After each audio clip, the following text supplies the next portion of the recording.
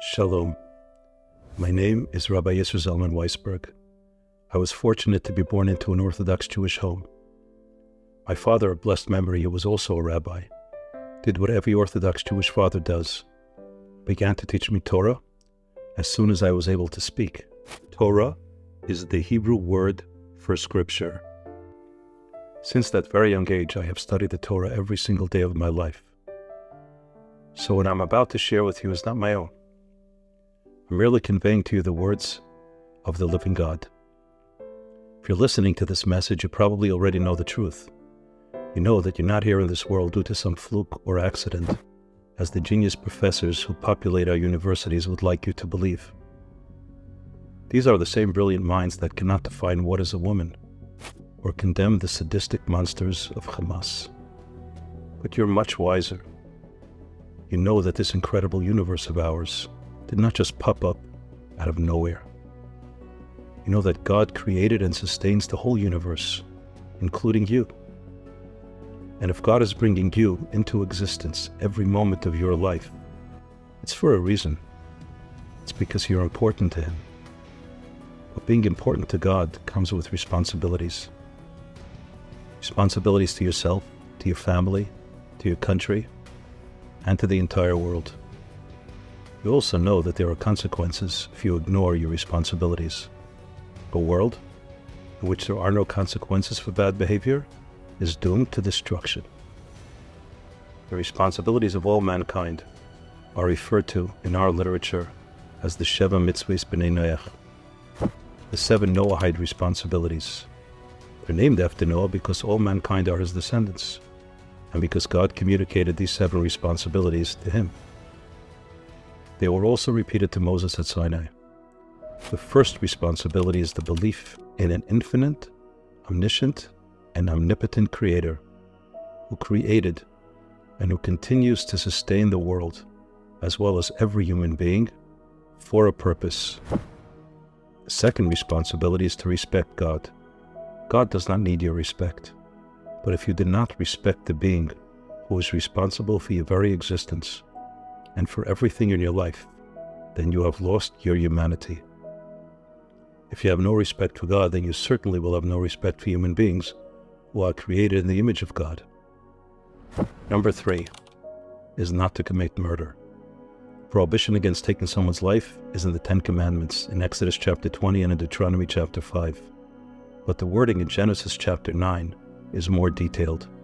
God tells Noah, Shefich dam ha'odam ba'odam, dama yishafich, ki b'tselem Elokim asa es ha'odam. One who spills the blood of a human being inside a human being, his blood should be spilled. For in the image of God, man was created. Our sages point out that a human being inside a human being is obviously a fetus. God is instructing Noah that destroying a fetus is tantamount to murder. Even before they are fully formed, they are God's children, and God insists that they are treated as such. There are instances when the mother's life and wellness takes precedence over that of the unborn child. These scenarios, as well as at what point of the pregnancy does the prohibition of murder kick in, are dealt with at length in the books of Jewish law. However, the underlying principle is that an unborn child is a very precious living being. This notion is completely ridiculed by the far left and by the party that is representing them in the upcoming elections. The next 4 of the 7 Noahide responsibilities and prohibitions are as follows. Number 4, prohibition against stealing. Number 5, the responsibility to establish and maintain families and family values. Number 6, the prohibition against cruelty to animals, which obviously includes human beings as well. And the last of the 7 is to establish and maintain a fair system of law and justice. The Torah teaches us that when God's name is being desecrated, and every Noahide law is being broken, and the future of ethical monotheism is being challenged, there is no excuse that can justify sitting on the sidelines. My fellow Americans, the upcoming presidential election will probably be the most important one in your life. and the most important one in the history of our country. This election is not about the individuals who are on the ballot. It's much bigger than that. The individuals representing the two parties are merely the avatars, representing two opposing forces, forces of light and forces of darkness. My fellow citizens, this election is not only about taxes, inflation, and the border. It's much bigger than that. In this election, you will determine whose side you are on. Are you on the side that loves and respects God, or on the side of those who laugh at God and His Torah? Forbid. Do you want your children and your grandchildren to grow up in a society where Genesis chapter 1 verse 27 is taken seriously, or where it is a big joke? The Torah says, God created man and woman in His image.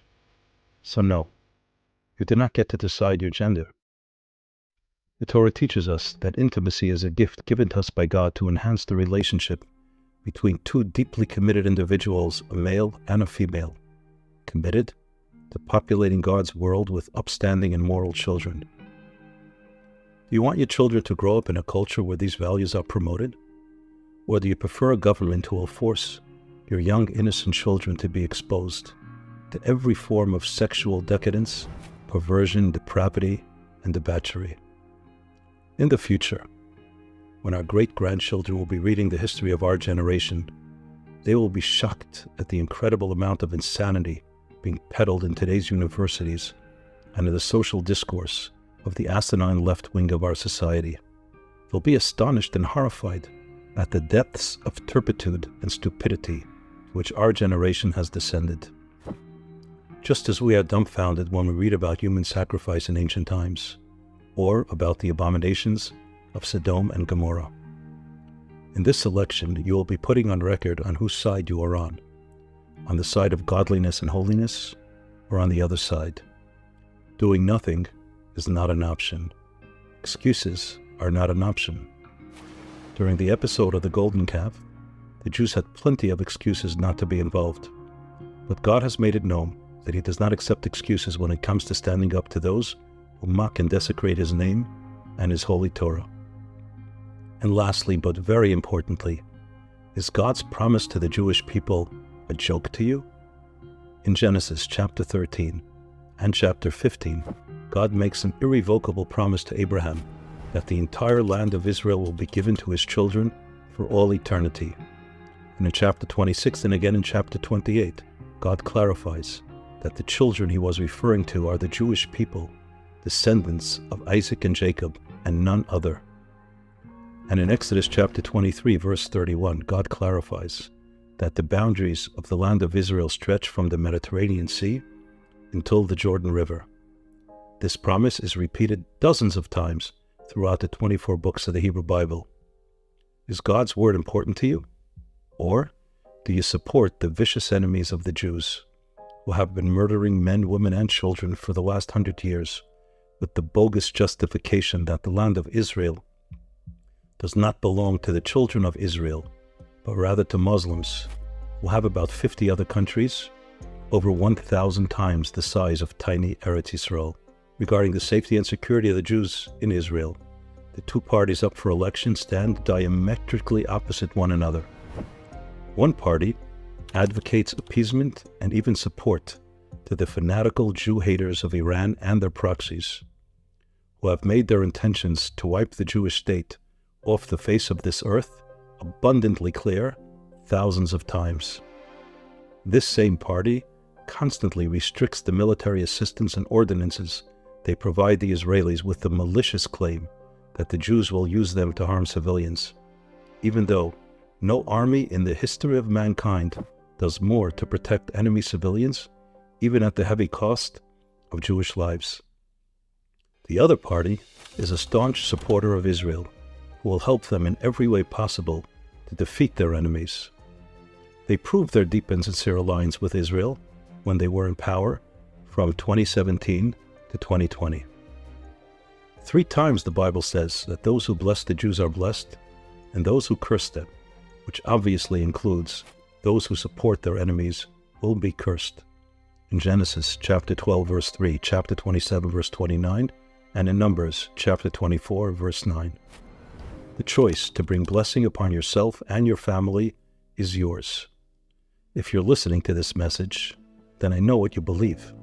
The question is, will you make sure that you do everything in your power to elect a president who shares these values? Regardless of whether you think your vote will count or not, God keeps a record. Your future depends on whether you decide to speak up for God or sit on the sidelines while those who mock God are dancing around the modern-day version of the golden calf. May God provide you with the wisdom to choose the path of life. Shalom.